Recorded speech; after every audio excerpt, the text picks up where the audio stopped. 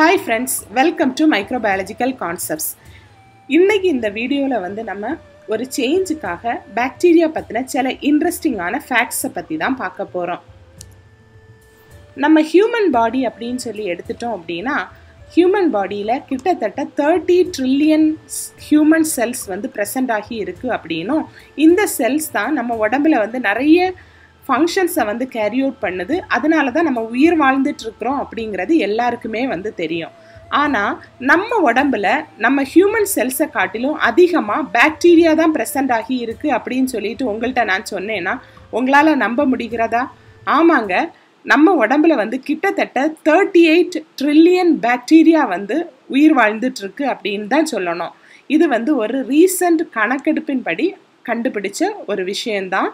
நம்மளோட வாய் அப்படின்னு சொல்லி எடுத்துட்டோம் அப்படின்னா இந்த வாயில கிட்டத்தட்ட 20 பில்லியன் பாக்டீரியா பிரசன்ட் ஆகி இருக்கு அப்படின்னு சொல்லிட்டு சொல்றாங்க. பாக்டீரியல் ஸ்பீஷீஸ் அப்படின்னு சொல்லி பார்த்தோம்னா 500லேருந்து 600 பாக்டீரியல் ஸ்பீஷீஸ் நம்மளோட வாயில இருக்குது அப்படின்னு சொல்றாங்க. நம்ம சலைவா அப்படின்னு சொல்லி எடுத்துட்டோம் அப்படின்னா 100 மில்லியன் மைக்ரோப்ஸ் பிரசன்ட் ஆகி இருக்கு அப்படின்னும் நம்ம ஹியூமன் கட்ல 100 ட்ரில்லியன் பாக்டீரியல் செல்ஸ் பிரசன்ட் ஆகி இருக்கு. அதாவது 300லேருந்து 500 பாக்டீரியல் ஸ்பீஷீஸ் பிரசன்ட் ஆகி இருக்கு அப்படின்னு சொல்லிட்டு சொல்றாங்க. இது எல்லாமே நமக்கு கேட்கறதுக்கு நம்மளால நம்ப முடிகிறதா? உங்ககிட்ட லார்ஜஸ்ட் ஃப்ளவர் என்னன்னு கேட்டா நீங்க கண்டிப்பா எல்லாரும் சொல்லுவீங்க ரஃப்லிஷியா அர்னால்டி அப்படின்னு சொல்லிட்டு. ஸ்மாலஸ்ட் ஃப்ளவர் என்னன்னு கேட்டா உல்ஃபியா குளோபோசான்னு எல்லாருக்குமே தெரியும். லார்ஜஸ்ட் அனிமல் அப்படின்னு சொல்லி கேட்டா ப்ளூ வேல் அப்படிங்கிறது எல்லாருமே சொல்லுவீங்க.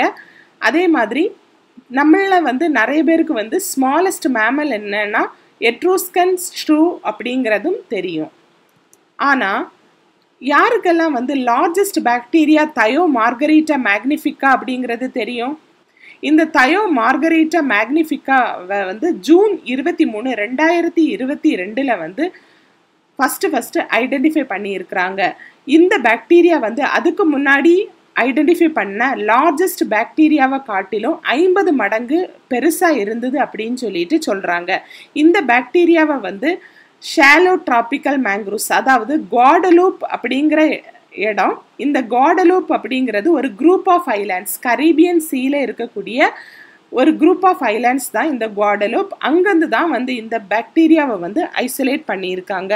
இந்த பாக்டீரியாவை 2009 ரிசர்ச்சர்ஸ் ஃபர்ஸ்ட் பார்க்கும்போது என்ன நினைச்சிருக்காங்கன்னா இது ஒரு பாக்டீரியாவே இல்லைன்னு நினைச்சாங்களாம். ஏன்னா இதோட லார்ஜ் சைஸை வச்சு அவங்க நினைச்சிருக்காங்க இது ஒரு யூகாரியாட், அதாவது ஒரு மல்டி செல்டு ஆர்கானிசம்னு. ஆனா அதுக்கப்புறம் 2022 தான் இது ஒரு பாக்டீரியானே அவங்களால கண்டுபிடிக்க முடிஞ்சுது. ஸ்மாலஸ்ட் பாக்டீரியா அப்படின்னா மைக்கோபிளாஸ்மா ஜெனிட்டாலியம் அப்படிங்கிறது உங்களுக்கு தெரியுமா? இந்த மைக்கோபிளாஸ்மா ஜெனிட்டாலியம் அப்படிங்கிறது ஒரு பேத்தோஜெனிக் பாக்டீரியா. அது மட்டும் இல்லை, இது ஒரு பாரசைட். பாரசைட் அப்படின்னா அவங்க எல்லாருக்குமே தெரியும், ஏதாவது ஒரு உயிரினத்தை இது சார்ந்து வாழக்கூடிய ஒரு ஆர்கானிசம். இதோட சைஸ் வெறும் 200 to 300 மில்லிமீட்டர் தான். அடுத்ததை நம்ம பார்க்கக்கூடியது டீனோகாக்கஸ் ரேடியோடியூரன்ஸ். இந்த டீனோகாக்கஸ் ரேடியோடியூரன்ஸோட ஒரு ஸ்பெஷாலிட்டி என்ன அப்படின்னு சொல்லி பார்த்தோம்னா நம்மளால எந்த அளவுக்கு ஒரு லீத்தல் ரேடியேஷன் டோஸை தாங்க முடியுதோ அதை காட்டிலும் இது 10,000 டைம்ஸ் அதிகமாக அந்த டோசேஜை அந்த ரேடியேஷனை அதால் தாங்க முடியும், இது உயிர் வாழும் அப்படின்னு சொல்லிட்டு சொல்கிறாங்க. அதனால இந்த டீனோகாக்கஸ் ரேடியோடியூரன்ஸை ஒரு நியூக்ளியர் வேஸ்ட் கிளீனப்புக்கு ப்ரைம் கேண்டிடேட்டாக யூஸ் பண்ணுறாங்க. அது மட்டும் இல்லை, இந்த டீனோகாக்கஸ் ரேடியோடியூரன்ஸ் ரேடியோ வேஸ்ட் வாட்டர் ட்ரீட்மெண்ட் ப்ராசஸில் யுரேனியமை அப்சர்வ் பண்ணுறதுக்கு யூஸ் பண்ணுறாங்க.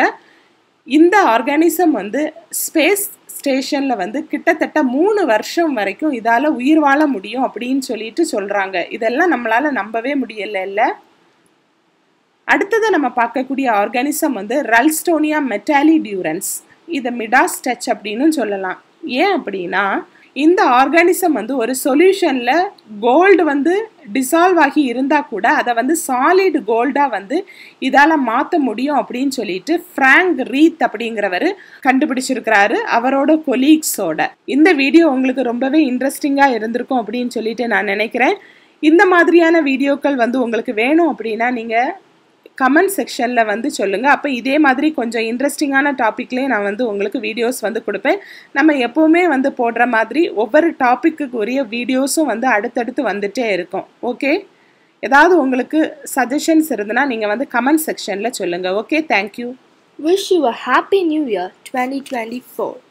I am wishing everyone a wonderful year filled with prosperity and health. Thank you. If you like this video, please don't forget to subscribe, share, like and click the bell button. If you have any more doubts, you can write your doubts in the comment section below. Thank you.